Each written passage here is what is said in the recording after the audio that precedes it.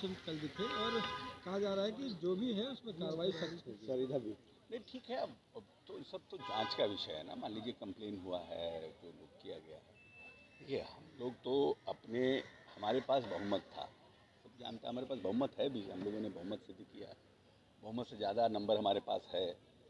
तो जो लोग हमारे बहुमत को तोड़ करके और हमें डिस्टैब्लिश करना चाहते थे, उन लोगों ने कुछ किया है। हम लोगों ने तो अपने विधायकों को रिटेन किया, जो उनकी शिकायतें थे जो, और इस बीच क्या हुआ है, क्यों ऐसा हुआ, उसके लिए कुछ लोगों ने कंप्लेन किया है, जो जानकारी प्राप्त हुई अखबारों के माध्यम से, तो उसकी जांच होगी।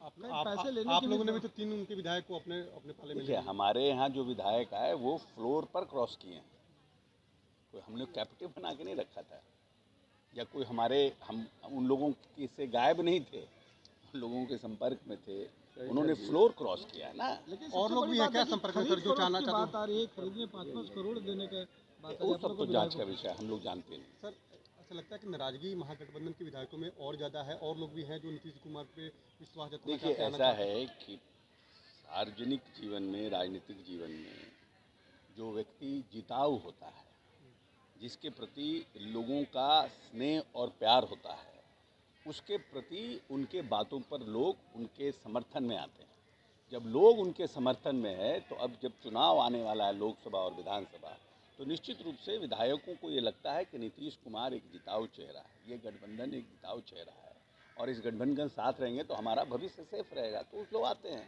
सर डिप्टी सीएम और सीएम साहब ने भी कहा कि कार्रवाई होगी और जांच जो है वो सबकी की जाएगी। अब नेता ही ने जब कह दिया तो उसके बाद रह क्या गया?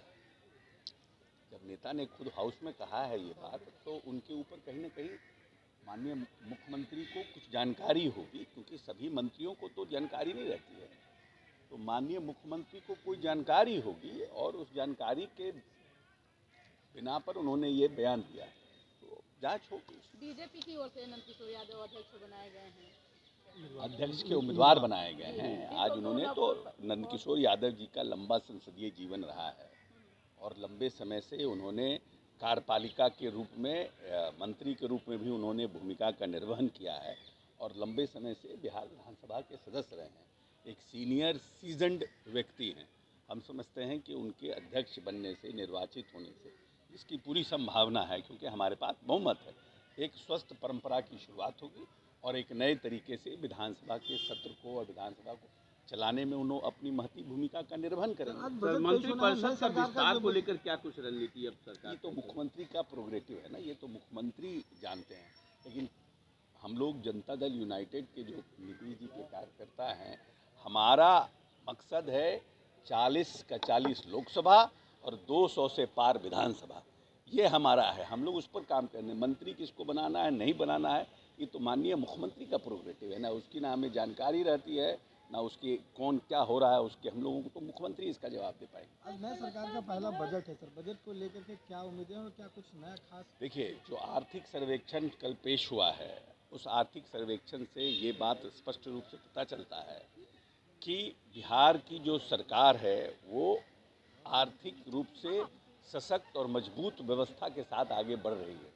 हमारा ग्रोथ रेट भी आगे बढ़ा है, जिस ग्रोथ रेट की हम बात करते हैं कि हम विकसित रूप से आगे बढ़ सके, उस पर भी हमारा अच्छा है। 15.5% के आसपास क्या है हमारा।